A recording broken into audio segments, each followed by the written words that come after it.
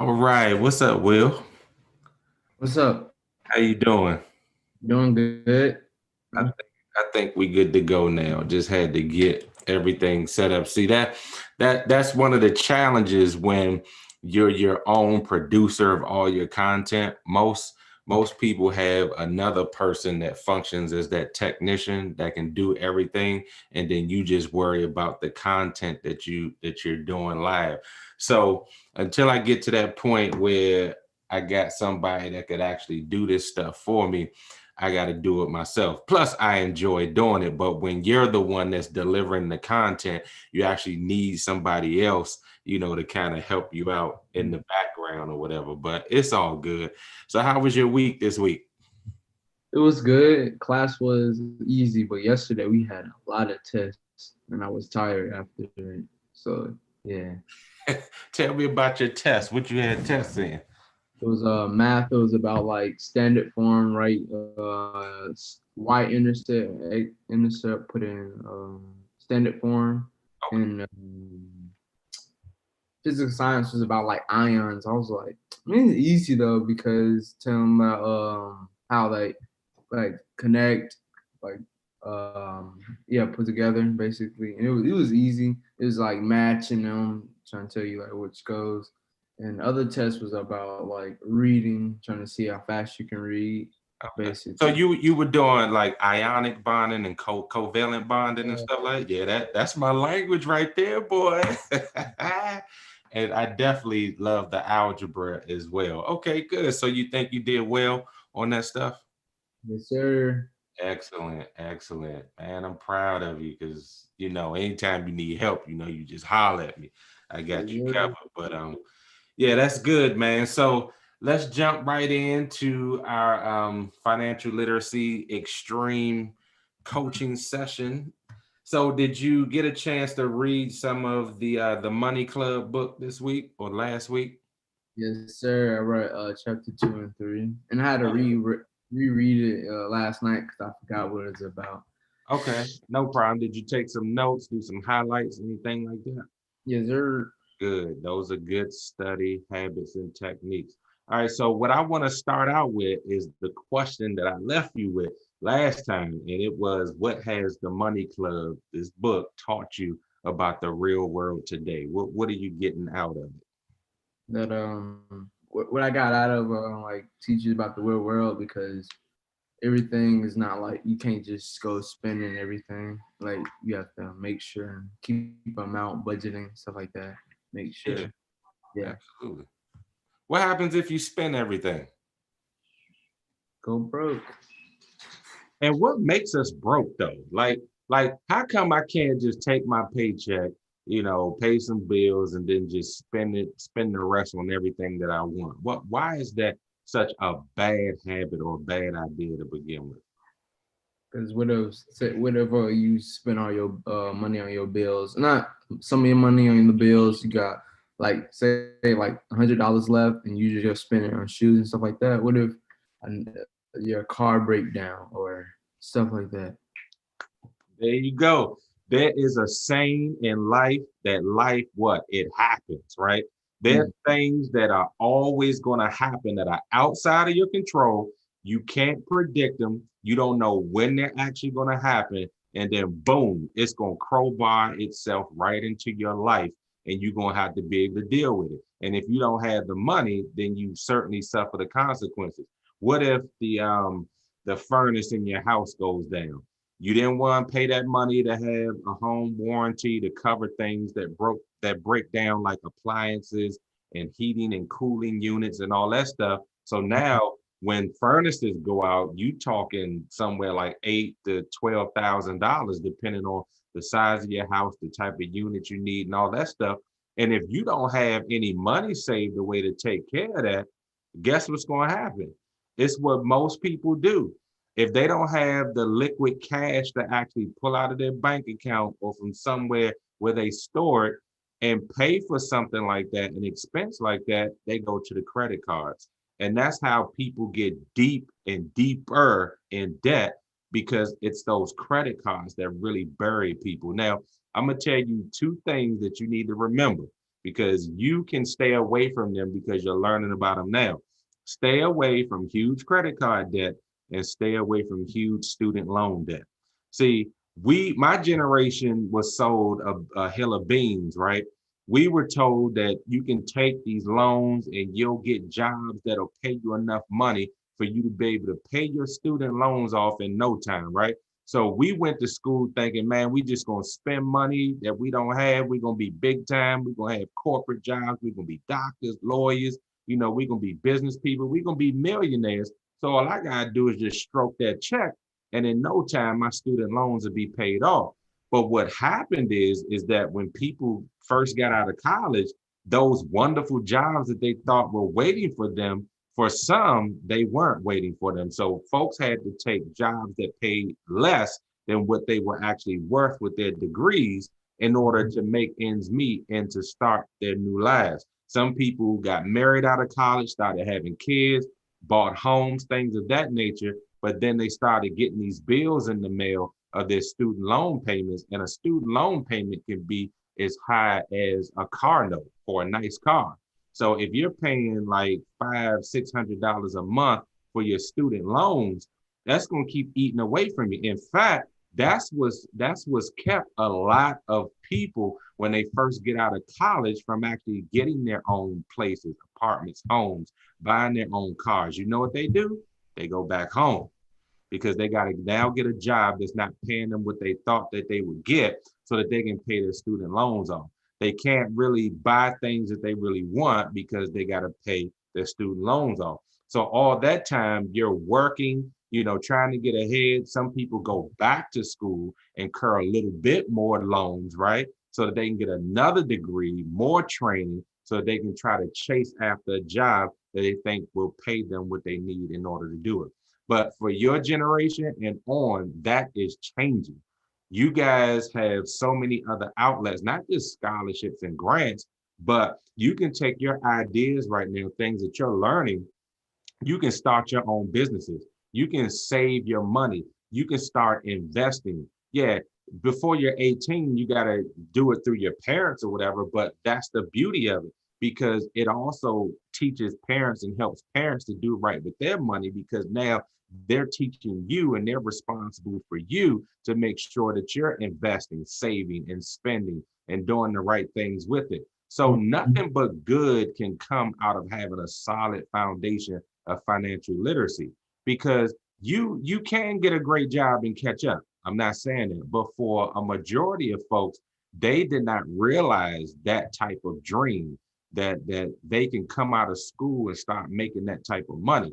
You see, I was one of those people. It took me a very long time to get a handle on my student loans. I did get some scholarship money to go to school and stuff like that, but I went to an expensive private school, Morehouse College, and then I also continued with my graduate studies after that. So that incurs thousands upon thousands of dollars of money that I don't have a rich mother and father, aunt and uncle, or grandparents that I could just go knock on their door, call them up and say, hey, I need you to shell out 50K for me to go to school and finish my degree. It just doesn't work that way. And this is why I'm doing this with young people, because if we teach you guys how to do better with money, not only will you have money set aside for your kids to go to college if they don't get scholarships and things of that nature, but you'll also instill in them the type of work ethic that you're now developing, that they can go out and do some of the same things without incurring massive sums of debt. You see what I'm saying? Mm-hmm. So when you don't have massive sums of debt, when you come out of school, guess what you can do? You can go buy your house. You can go get you a new car. You can put your kids in private schools. You can live in the better communities. You can take trips. You can do all of that. And you'll be doing that based on the money that you have. And you're not dependent so much on credit or people giving you loans in order to do that. Now, when you go on the business side, like when you want to start your own businesses and things like that, that's a little different because sometimes to start a business, you have to incur some debt in order to get your business off the ground and get it started, but not in all cases, because nowadays with the internet, with so many different things that we have at our fingertips, You don't have to have like a physical store that you paying a lease out every month. You don't have to have these high-end expensive things that you need to use. Basically, what people have nowadays, they got a computer, they got a phone, and they can get started with their ideas just like that. It don't take much more than that. You got to live somewhere, so start it out of your house or your apartment. Those are the things that you can do. Look, COVID has forced most of us into our home offices, right? But this has been an extreme blessing for me because I've been able to not drive as much. So what is that? Less wear and tear on my car. That's less in gas, right? Yeah, you got the light bill, electric bill, and things like that that go up slightly or whatever. But if you're regulating things like I got a electronic thermostat so I can control everything from my phone. So when we leave the house, of course, you can set it and make sure the temperature is at a point where when you're not at home, you don't have it set where it's heating so much or cooling so much. So these are things that you can do. So when you're smart about how you spend your money, it makes life much easier because when things happen, and they will, you'll have the resources in order to pay for them. And that's how you stay not stressed out. Like people get stressed out, and it's mostly because of money. It's either their job or it's money, or it could be a combination of both. As a student, it could be school, especially if you're paying your own way to go to school, or you're incurring student loans. That kind of galvanizes you to actually do a little bit better in school when you know that you're the one that has to foot the bill. So those are things that you want to keep in mind. So those two things: don't incur huge credit card debt, don't incur huge student loan debt. Just keep those things in mind. So as you're doing well in school and in sports, you start joining different clubs, start doing things to make yourself more well-rounded. Trust me, colleges will be knocking on your door asking you to come to their school, and they will pay for you to actually be there. So that's why it's so important to keep up the good work in all those areas. So excellent, excellent. All right, so we are going to dive a bit more into the book. Certainly, what you have learned is going to expand on itself. You're going to gain more knowledge in those areas because those areas are important. So last week we talked about putting together a budget. Okay. Did you do anything this week as far as looking at a budget or creating your own budget? Yeah, like I I do this. I've been doing this for like a long time now. Like say if I go to 7-Eleven, Mhm. I got I make sure not to go over like $10, even though I have like say if I got like 60, 50, make sure because I don't want to spend all that money and be be my like Noah, like he spends all his money at once when he go to 7-Eleven. Yeah, I make sure I only spend at least $10. Yeah. Okay. Okay. And that's good. Do you have your notebook in front of you with a pen? I got some paper, yeah. I Okay. can give me a pen real quick. All right. Go ahead. Yeah. Here you go. All right. So write down the word allowance. Allowance. Okay. Allowance is not just something that your parents give you. It actually is, if people get allowances as a kid or whatever, is actually teaching you a much greater concept. It is a set amount of money that your parents actually take from their account, their hard-earned money, and they actually give it to you. But it's attached to, it should be attached to the understanding that you get it because you have done everything that you are responsible for throughout the week. It could be washing the dishes, taking out the trash, making sure your homework is done on time, cutting off all the lights. It could be making your bed, cleaning your room. It could be anything, cutting the grass. But your parents say, because you do these things, you handle these responsibilities. I don't like to call it work because it's more responsibilities. Responsibilities teach you skills. Work can just be work. It can be something that people just do repetitiously that doesn't really do anything for your life, but responsibilities help you grow. So that allowance is more than just a payment for work. It's actually a part of an agreement that your parents make with you that teaches you responsibility and how to earn money. So you do that for yourself, and you actually just explained it very well, where you have a certain amount of money, but you don't blow or spend all of that money when you go into a store and use 7-Eleven for an example. You set aside, which is an allowance. I allow myself to spend a certain amount of money per week when I go into this particular store. So you explained that really well. You gave yourself an allowance, and it's based off of your bigger stack of paper. You give yourself a little portion of it or a percentage of it. Most people like to say 10% of it you use to pay yourself. You take 10% of your money and you allow yourself to buy what it is that you actually want. So here's a great world life example, and I'm always use myself because myself is a great example because I've learned a lot over the years. Incorporated inside of my 10% that I pay myself literally from every time I get paid, no matter if it's from my actual 9 to 5 or it's from other businesses that I do, I take that 10%.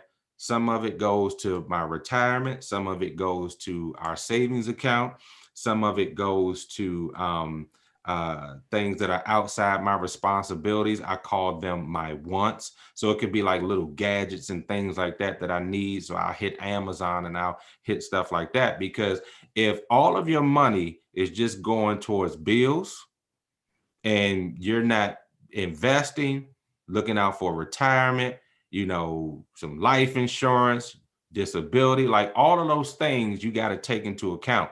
If you're not paying those things, which that's the definition of paying yourself is not just what you can buy now, but what you're investing in later. You're investing in your future when you pay yourself. You need to take at least 10% to do that. If you're not doing that, then you're setting yourself up for failure.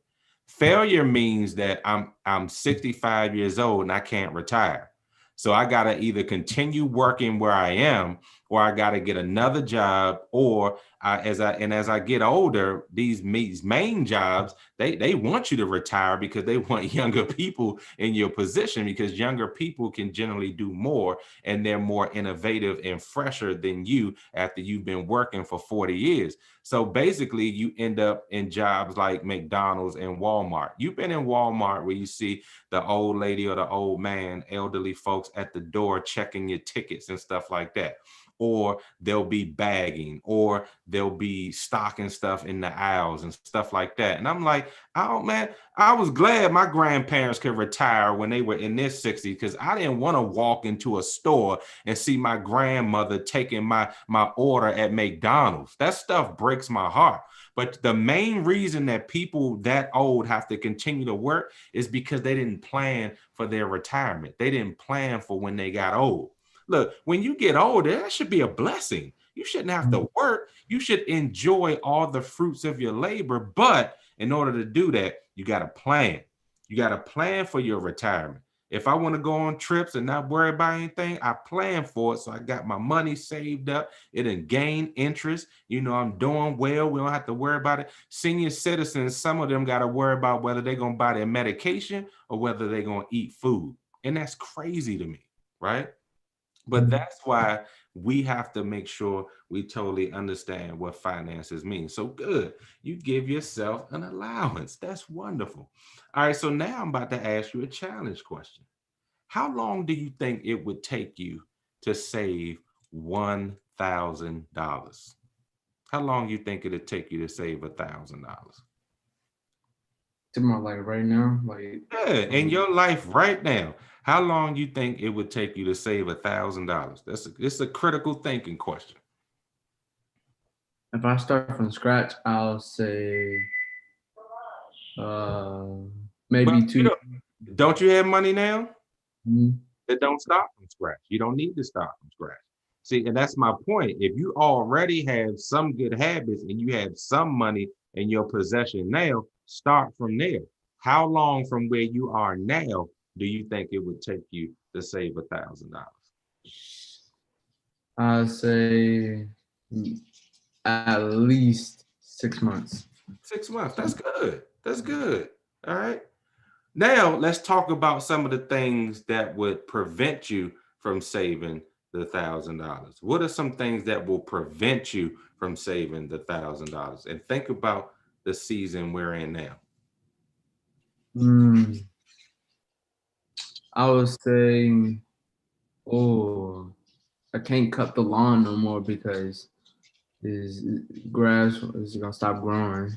Um, Okay, so how do you pivot from that? Pivot means that when you're faced with a challenge, like if a door gets closed, how do you pivot and go in a different direction and open up a new door? If you can't cut grass during this season, what is it that you can do this season to replace the grass? Double snow. Right, Uh, shovel snow. See, now you're thinking. So, so grass went out the door to the spring, but now you bring in shoveling snow, which is eventually going to come. All right. So, okay, you just replace one issue. What's another issue that could hurt, that could hinder you from raising $1,000 in 6 months? what was that? Um, what do I do? What's coming up on December 25th? Christmas. Right. And whether we give gifts or not, I mean, we should give something, right? We Mhm. generally will spend money on ourselves during this time as well, more than we normally would, because we like this season's greetings. What you talking about? And then people hit you with all these sales with everything. So it's like, well, if that would have cost me 150 on a normal, but they knocking off $50, I mean, I can get it for 100. So I might as well get it now. See, we tell ourselves those things, but what you got to realize is that, is it really a good buy? And the reason, the way you answer that question to yourself, is it a good buy? If the rest of the 9 months of the year it's $150, but when it gets to the holidays, October, November, December, they drop off $50, then I gotta ask myself, is it a need or is it a want? And if it's a need, that means it fulfills a certain area of our lives right now that will actually enhance or make our lives better, right? Mhm. And even further than that, what I'm purchasing, can it actually open up another door for me to improve in some way? Meaning that, case in point, there is a device, I forget what it's called, but I got it in my cart, in my Amazon cart. It's a device that actually you can connect your cell phone to, and it actually rotates and turns and follows you as you're moving about a room. So that's my example. It normally costs 150, now it's down to 100. This is a device that will help me do my podcasting and my vlogging and everything, because a lot of times I don't like to sit down. And even when I'm preaching virtually, I like to move around. So this device would actually follow my body movement where I am in the room. Now, Mhm. is that a need or a want? It's actually a need, because what? It fits into my profession. Mhm. It does exactly what I need it to do, where I don't have to be stationary, and I can be as animated as I want to be, and I can move around, right?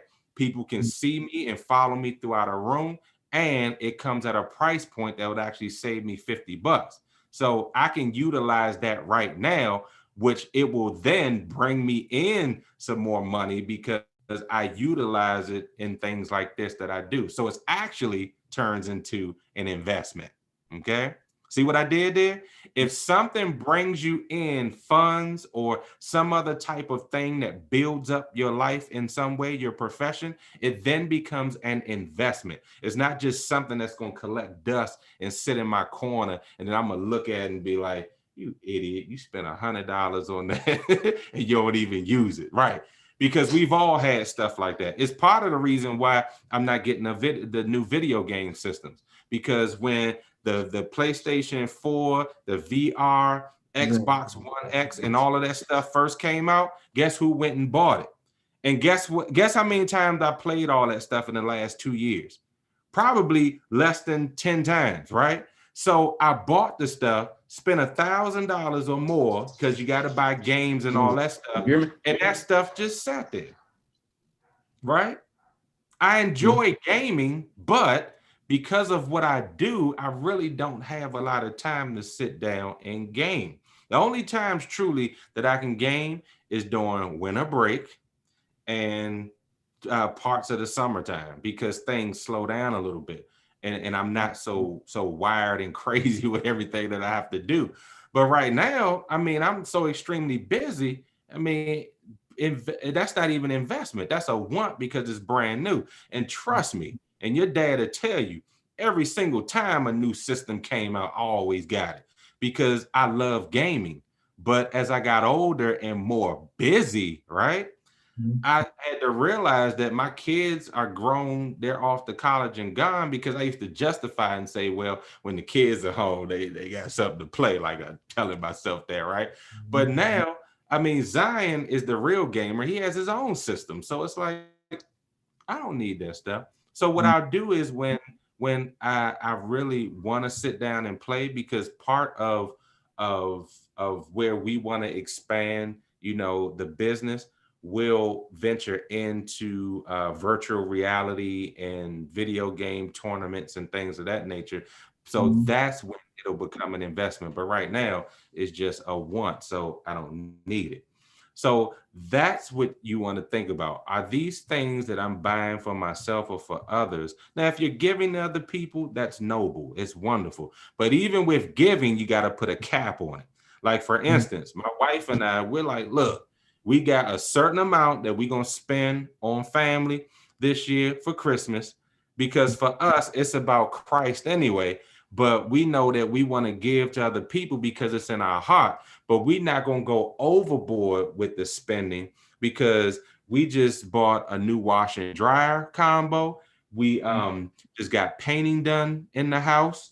Um, we just had repairs done on the deck outside. So it's like, when you know that you have real life needs and expenses that you got to take care of, I have no business spending money on presents and things like that. If you think I don't love you because I didn't get you a gift, then you're a fool, because my love is expressed not only through my mouth but also in my action. I pray, I love on you, I do all these things. But that's why you don't attach gifts and money to love and whether you actually care about somebody. And that's the problem.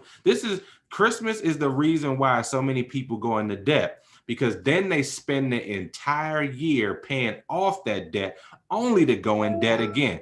That is insanity, my friend. Insanity. That's the definition of it. How you going to get out of debt if you keep putting yourself in debt by buying people gifts so they can smile at you and say, oh, you love me so much? It's not about the gifts. It's not about the material things. But that's the main reason people go into debt. And that's real life, not just Christmas, but you got people that are like, I need a new car. What do you need a new car for? Don't your junk run outside? Oh, you try to keep up with the neighbor across the street because they just bought a new Expedition, right? Oh, they just got a new Mercedes down the street. Oh, you seen Pastor roll up in the junk in the new BMW truck. So you feeling like you gotta compete with them. Man, I'm telling you, so many people are in debt trying to impress and keep up with other people, that's the main reason why they live paycheck to paycheck and they can't keep up when an emergency happens. Trust me on that. I do not want you or any other young person to go through that cycle of insanity, because it brings on undue and unneeded stress. Mm. Excellent. Any questions on that? No, sir. All right. So to save your $1,000, we're actually making that a SMART goal. So you were specific. You said that you're going to do it in 6 months. You have a way of getting it, of doing income. You got because you'll be cutting grass again within the next 6 months. So you got your shoveling, you got probably leaf raking in there you could put, and then you got the cutting of the grass and maybe hedges and stuff like that. So that increases your earning potential in the area in which you live in order to save that money. Any money you get for Christmas, birthdays, things of that nature, because you had a good report card, I don't care. Whatever you're being given, continue to be wise on how you're spending that money and save some of it, because you have a goal of saving $1,000. Right? Not going to let the cat out the bag what you're going to do with that $1,000, but we got to set one goal at a time. So $1,000 is your set goal for the next 6 months. So I'll even give you a slightly bit more time. We'll say by June 1st. So that's a little bit more. That's almost 7 months, a little bit more. So it's about 6 months and some change, like 26 days or something, but that's cool. By June 1st, and I'm writing this down, by June 1st, we should have $1,000. Now, we are going to talk about this along the way. I'm not just going to leave you in 6 months. We're going to say what you got. We're going to do periodic check-ins during the month and say, hey, are you on point for reaching your goal? Not even going to ask you how much you have. I'm just going to say, are you on point for reaching your goal? And it's going to be a simple yes or no. Okay. You with me? Yes, sir. All right. Excellent. All right. Any conversations you had with mom or dad this week about any type of finances and things of that nature? About like budgeting and stuff like that. Yeah, anything that surrounds finances. Just with my dad. Yeah, he says that so, like you remember I told you that he says he don't need a budget because he makes sure that anything he got like he can just spend. Yeah, he spends it at Walmart, Trader Joe's, stuff like that. So he said he don't need a budget for some reason. So yeah. Trust me, he has some type of budget because he don't just sit out there spending money. I, Yeah. I know him. He don't just recklessly spend money.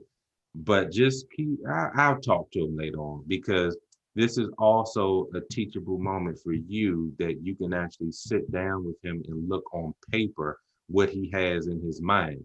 A lot of people can budget here, but when it's on paper, it just disciplines you just a little bit more. And because I want him to share and teach you as well, I'm gonna talk to him and ask him if he can work with you and do a budget. So basically you can see what he does and then you can incorporate some of those good habits and then you can start doing what you do. And then I'll continuously bring up the budget that we're working on in order to make sure you got complete and total understanding. Sound like a plan? Yes, sir. All right. So what did you spend money on this week? On this week, I didn't spend money this week. Did Last you spend week, money? Okay. Did you gain any money this week? yeah, $20. So you got plus 20 in the column. See, that's what I'm talking about, you know, because there are times where you just don't have to spend money. And I tell folks this all the time. Don't spend money just because you have it. That's Mm, when you say, oh, let me look at my investments. Do I need to hit some more stocks over here? Do I need to save a little bit more over here? You know, if you don't have to spend money, don't spend money. See, some people got itchy pockets, right? Soon as they got some cash in their pocket, they like, man, I gotta spend it, man. I gotta do something. And that's why people always broke. And I'm talking about in the Black community, especially. That's why people are always broke because they feel like they got some money. What we gotta do? We gotta party. I gotta go buy some stuff, some nice clothes, some shoes. I gotta look good. I gotta do all this. And then you going out and doing your thing, you don't have any money in the bank. And then what's gonna happen? That tire gonna blow out. You can be like, dang, I got a little donut to put on. I gotta get a new tire. Man, tire's not cheap. If you want a good tire put on your car, and then it got to get balanced and all of that, you're talking at least $100. At least. That's on the low end. You can go get a little used, terrible tire, but that'll have you back on the side of the road within 3 months. So why would you do that? So mm, it's about making smart decisions with your money so that when stuff in life happens, you can take care of it. Plus, you got to be a giver as well because you're going to have people that come to you for parents. It's always your kids like, dad, I need a few bucks, right? You always got to be in a position where you can tell your kids, I got you, not, nah, I don't have it. One of the worst things as a father, and this happened to me in the past as a young father, right? When you got to tell your kids, I can't do that because I don't have it. It sucks. Now I can say, what you need it for, and then we have a conversation about stuff before I can give them money, but at least I can give them money for the things that they need and want. But before, years ago, it sucked to be able to say, I can't do that because I don't have the money. That's why doing smart things with money, it helps us to tell our folks, because family gonna come to you too. Look, I'm in a tight spot. Can you help me out? You want to be able to say yes, help them out, and feel good for being able to do that. So that's also important too. We want to always be givers of our resources, and money is included in that. And God smiles upon that, because what he does is when you give to other people, he'll bless you so much more. It's like God's way of saying thank you for being loving like I am to you. So this is the reward that I'm going to give you for taking care of people, in this world. So that's also another important piece. People that just hoard their money, meaning they just gather their money and they stingy and they don't want to share it with anybody, man, those folks have miserable lives for a reason, because there's a pleasure that you get out of giving, and God will always increase your physical and spiritual and monetary bank account if you stay giving to other people. So always remember that too, because you want to set aside at least 10% to give to people as well. People say charity, but charity really is another word for love. When you give to people, it's a love offering. You don't just give to the United Way. You give to your family, you give to your neighbor, you give to your spouse, you give to your mother and your father. These are things that you do just to create that good synergy upon yourself. All right, so let's shift gears, and then we'll close out with the book. I want to hit you with a video that I don't think we actually watched. If we did, you'll tell me, because I don't want to be redundant with anything, but I want to make sure that we cover all the basics of everything that we should. All right, so let me share my screen.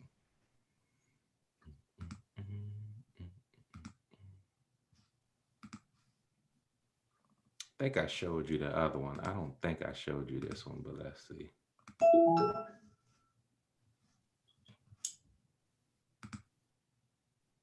Than any people in the history of the world. Yet many are stressed out about their finances. Are people living beyond their means even though their incomes are relatively high? Are they maxing out credit cards and living paycheck to paycheck? Are they saving for unexpected expenses? Can you be financially secure even if you don't make a lot of money? Can ordinary folks invest in the stock market with manageable risk? The answers to these questions are the beginning of a checklist for what we call financial literacy.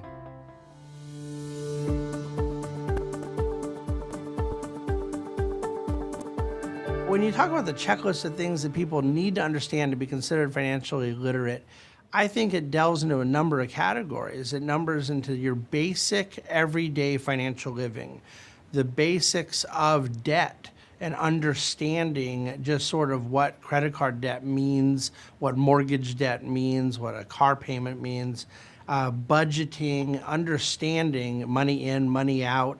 It's stuff that really sometimes can seem very basic, but clearly is not. If you're not financially literate, then you have to worry about your spending. You have to worry if when you retire, you can meet your goals. It all starts with income. Income means the money you have coming in.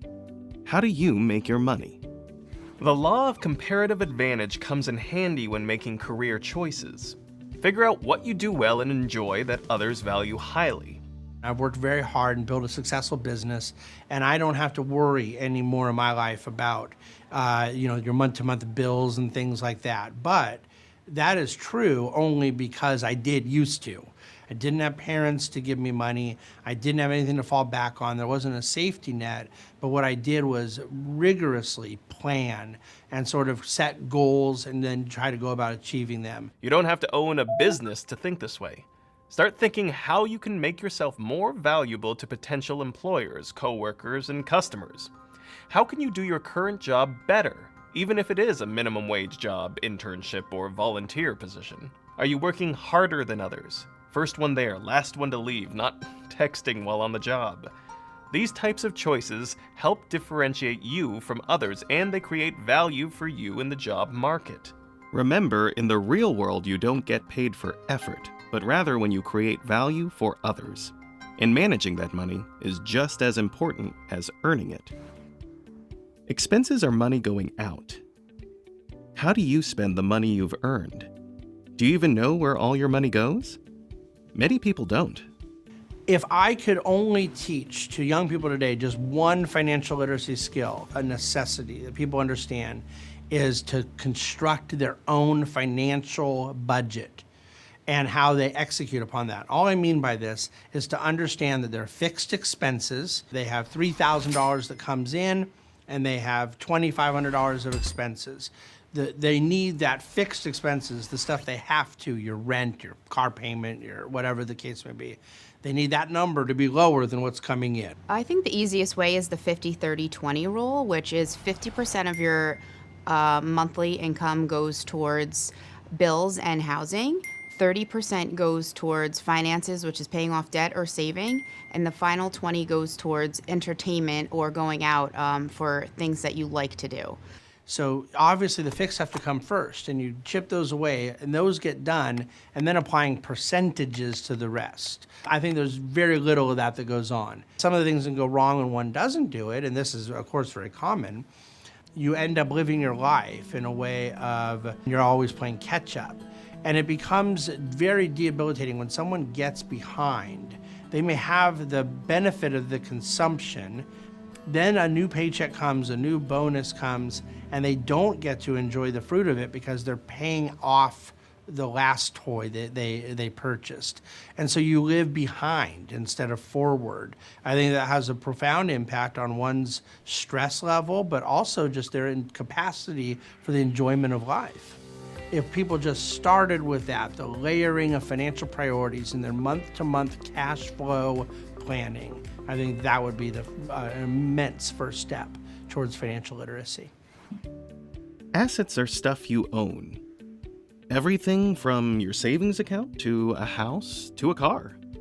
The road to building assets starts with saving. The best reason I can offer for why even a high school student with a part-time job should start saving to some degree, just the habit. It's habit forming. That I believe that there is something to be said that for the merit of just getting in the practice of putting aside $5 a week, $10 a week, whatever the number may be. Save regularly for unexpected expenditures. You know that your car will need a repair, your cell phone may get stolen, and you may fall ill. I like to set up a savings account so I don't see that money, because if I see it, then I will spend it. So each paycheck, I take out a certain amount of money towards my bill for my car insurance at the end of the year, and it's automatically moved to the savings account. So that your paycheck hits your account, and then automatically you have your bank account set to send from your checking account to your savings account, just electronically off the top. You make your savings a fixed expense. It has to come straight out of your checking account. You're paying yourself first. And when that's in place, it opens up a lot of freedom to then go do other investment accounts. This approach will help you live a life with minimal financial stress and anxiety. It'll help you avoid financial troubles and pitfalls. As you build some savings, make sure to diversify your investments. Remember, never put all your eggs in one basket. Just don't, because if that one basket should fall, well, you get the picture. When you purchase a stock on the exchange, you're buying into a small piece of that company, so you're getting an interest in that company and you're becoming an owner of that company. And it entitles you to the stream of profits that company hopefully will make in the future. It has risk because the company may not make it. So the stock market is a way of funding business in America that carries with it an appropriate level of risk and reward. The best way for somebody to invest in the stock market with a small amount is by purchasing an index fund or an ETF or a mutual fund, because they are getting broad exposure to many different companies instead of just buying one position. What's all this talk of index funds and mutual funds? A mutual fund is a professional. Okay, so we'll stop there because we'll get into what all of that means a little bit later. But the main part that I really wanted you to see is that 50-30-20 rule. And I actually break it down a little bit further than that. So you got the 50% of your income that goes to all those fixed things that you must take care of, you know, your rent, mortgage, your car payments, all that kind of stuff. If you have kids in school, it's the tuition payments and stuff like that. So the part that I really want to focus on would be the 20. because the 20 was billed as just this entertainment piece. And I'm here to tell you, you don't need 20% of your income going to entertainment. Remember, I told you want to do 10% to giving. So then split that 20 in half and say 10 and 10. You can do 10% towards entertainment and then 10% towards giving. You want to make sure you give to your church. You want to give to people in your family, because look, they're always birthdays. Trust me. In a big family like we have, there's always a birthday, a little small token that you give to somebody, even if it's just a card, it's something that's a part of giving, right? You might have your favorite charity. You might even have a friend who's in need. You just give them $20, whatever. They need to eat lunch for the week. Whatever that is, that's a part of your giving. Your entertainment can fit into the 10% because you don't always need to do things to entertain yourself. If you know that there's certain games that you get every year, Madden, NBA, whatever, they always come out in the fall. There might be another game that you like that comes out early in the year. Okay, but I'm not spending 10% on games every time I get paid. So you save that. You're not always going out to eat. You're not always going to the movies. So that entertainment expense really is an occasional thing. So if you're not spending it, then of course you save it, or you save the 10% for much larger items that you want in your entertainment. During the summer, you might want to hit King's Dominion or whatever, pay for your own ticket and stuff to get in. Okay, that's part of your entertainment. When you get older and you start dating, you might want to take a girl out to the movies. That's part of entertainment. So you don't always have to spend, like, entertainment. For me, for real, I have so many things around the house to entertain myself. I mean, COVID really didn't really drive me that crazy, because I mean, we have movies, we got the Netflix, I got video game systems, I like to read, I have books, you know. Janine has a ton of things that she likes to do, her own hobbies. Sometimes we'll play games together, card games, board games, whatever. I mean, I'm surrounded by stuff to entertain myself with. So it's not like I got to go out and spend money in that area. So that's actually been good because I've been able to save, money because we're not out and about like we normally would because of entertainment. That means we're not going out to dinner like we normally used to before COVID hit, because, we go get seafood or steak, something like that. Then you got to pay tips. Sometimes we in the city, you pay the park and all that. Look, we're not spending all that money. So where does it go? It goes into our savings. It goes into investments. It goes into other areas that are actually needs for later on. You see what I'm saying? So those are good things to really keep in mind. So that's the only thing I really didn't agree with that video, because it didn't talk about giving. You want to be philanthropic. Being a philanthropist means that you actually give of your time, money, and resources to actually help people who are less fortunate than you. All of us should be philanthropists. So giving is vitally important. Oh, one other point I wanted to point out before we go to the book. They said, are you the hardest worker in your company? Don't be deceived. Working hard all in itself will not get you to the top. Hard working is just one part of the whole pie that you need in order to be successful. You want to also work smarter. If I know there's a better way of doing something, why am I going to give all of my might and strength to doing it that way when I can use my brain, take some pressure off of myself, do it the other way? The results come out either the same or better, and I didn't have to work as hard as that cat down the hall. He might be working till midnight. I'm done at 6 o'clock because I did it smarter. Doesn't mean that you work harder than I am. You might have put more effort forward because you didn't use your brain to figure out a different way of doing it. This is why we teach you guys to critically think. Think critically about stuff. Don't just do. If I tell you to cut the grass and you run outside with some scissors to cut the grass, and I got this thing called a lawnmower that I use, while you taking days to cut the front yard, I'm done in 20 minutes. You see what I'm saying? We both work hard because I still push the lawnmower. It might be lighter for you to take the scissors and cut, But over time, you're going to spend way more time and effort cutting the grass than just using a lawnmower and getting it out of the way. You see what I'm saying? So just hard work in itself will not get you to the top. You got to also work smarter. Got to use your intelligence.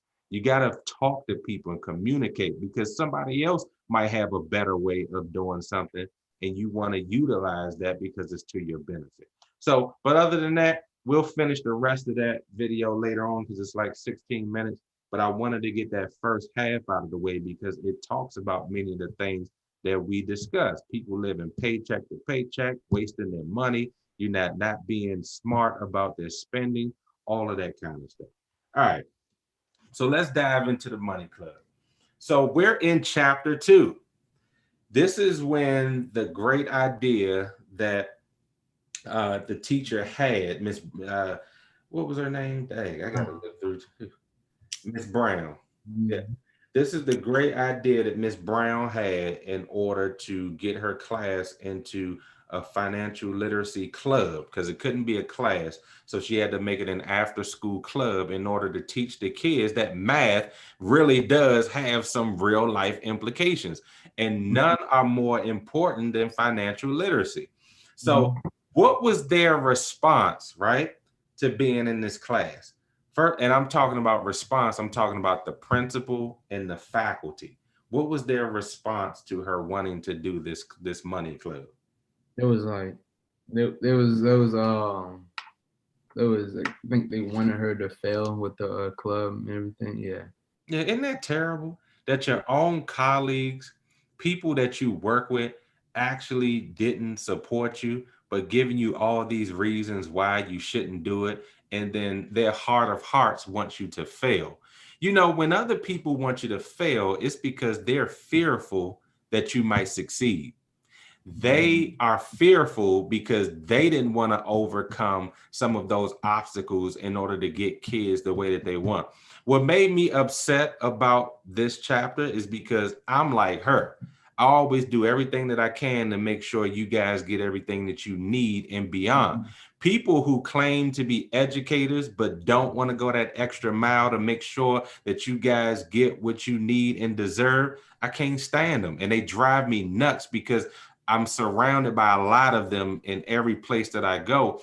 And I kind of get into these tug of wars with them because I want them to be passionate about, like I am, about educating young people so that you all can be great. And if you're just there just to go through the motions and earn your little paycheck and all of that, man, I can't roll with you, because my thing is, as I'm making you better, I'm making myself better. And I'm not going to get stuck in anybody's status quo where I'm just going to say, I'm good, I'm just going to stay even the rest of my life. Nah, my life is always going to be going up until I die. That's the way it is. And I want people to come along with me. There's no plane, no coasting part where life is just done and I'm good. Even if I was a millionaire, I want to make 10 million. I want to be a billionaire. Like, there's always another level you can take yourself to. And that's what financial literacy is. You can know a little bit. Okay, I know how to save. Okay, but you don't know how to invest. Okay, you know how to invest. Okay, you don't know how to give. Okay, I know how to give. Okay, well, who should I give to? Where should I invest to get a good return on my money? What percentage rates are out there? You know, what assets should I have? Like, there's always more to know about this. And the more you know in the financial arena, the better off you are as an individual looking at your bank account, your investments, the way that you live. And you know what you always have on your face? A smile. People got more frowns on their faces because they don't have any money. Trust me on that. When your bank account looking good, assets, investments looking good, man, you're not worried about all that small stuff. And that's what I want for you moving forward. All right. So they weren't supportive of her. Then we find out a little bit more about Brandon, right? He was the athletic class clown is what he's called. So tell me some things that you found out about Brandon. In chapter 3, I learned a lot about him. His mother is she's working 2 jobs and barely can put food on the table. The fridge is not stocked. Now stop right there. Do you think she has good money habits? No. Right, right. Mm. When people generally struggle, and it's not 100%, but generally when they're struggling, it's because of bad choices that were made with money. And it just has this snowball effect where you're always playing catch up. Always. And this is why they say, even with a minimum wage job, if you spend your money wisely, you utilize your money wisely, you can make all of your ends meet. It means that you might have to take some expenses down, meaning that you can't eat steak every night. It does mean that your entertainment budget might go out the window. You can't go to the movies and stuff like that. But when we call this tightening our belt. When you tighten your belt in order to make sure that your necessities are taken care of so that later on you can grow, that is a necessary sacrifice. Now, I'm not saying anything wrong about his mom. It's just that when you get yourself in a hole, it becomes harder to dig out of that hole when you only make so much money. And when that happens, it creates other things that go on in life where people got to work several jobs in order to dig themselves out of that hole. Now, people that have done that have learned some valuable lessons about money. So in the beginning, she might have knew very little. Now she knows that when she gets caught up and comfortable and in an area, she can get rid of that second job and she can live off of that first job or get a better job that will take care of their needs. And then she can then start coaching and passing some good habits off to her son. See, that's the one thing we don't do.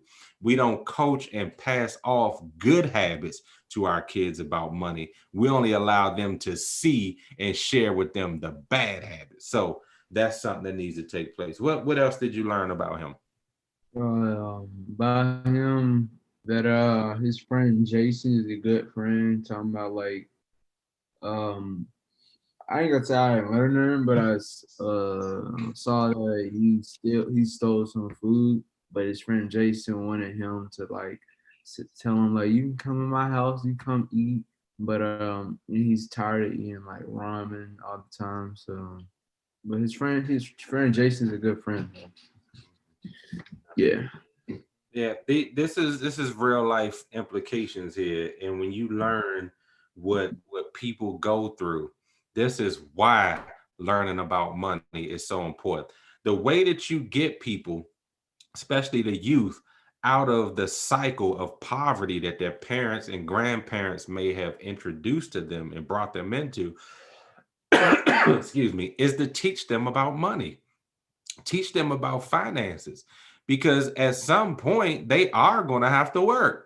At some point they are going to have to use what they know in order to make a living for themselves. And even if they stay single, you still have to work and do things to eat, to put a roof over your head, to put clothes on your body. So even if you're one of these individuals that you're not looking forward to having a family or even getting married, you still got to make enough money to take care of yourself.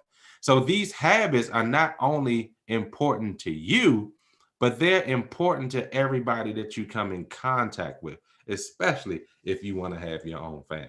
That makes sense? Yes, sir. All right. So good. So that was pretty much like the introductory part of the book. Yeah. Chapter 4 and beyond really starts to get into more of what we want to talk about. So the chapters aren't long. So go ahead and read for next week chapters 4 and 5, because then we'll get into, checking accounts, credit, cash, and all that kind of stuff. And then we'll have a much deeper discussion there. Okay. Yes, sir. All right. So this was good, man. An hour went by really quick, but we got a lot under our belt. Did you feel like this was another helpful session for you? Yes, sir. Okay. Yeah. Excellent. So keep doing what you're doing. You already have some good habits under your belt. Don't stray away from them because they build on themselves. You're going to look up, and when you young man, going into college, getting out of college, you already going to have some money to really look back on, and you're going to be much smarter in how you spend it. You're not going to be, partying and doing all these kind of things. Look, you can still have fun and be young without being broke. Trust me on that, because I've spent my share of time being young and broke, and it is no fun, because my parents didn't teach me, even though I grew up middle class, not saying we were poor by any stretch of the imagination, but I always saw my parents' spending habits. I never saw my parents saving and investing. So therefore, I had no idea as a young man what that stuff meant. We didn't have classes in school, and I did well in math. So had I had a finance class and things like that in high school, I would have did well. So, I do great in algebra, pre-algebra, calculus, pre-calculus, all that trigonometry. Look, got A's and B's and all that stuff. But not one of my math classes taught me about financial literacy. And that is a shame, because I would have learned that stuff and made better decisions as a young man going into college, right? I came out of college in a lot of debt. I would have avoided that debt had I known what I know now. And that's why I'm teaching you all. All right. All right. I love you, nephew. Where your dad? Downstairs. You want? Okay. Let me, because he and I supposed to rap a little bit. So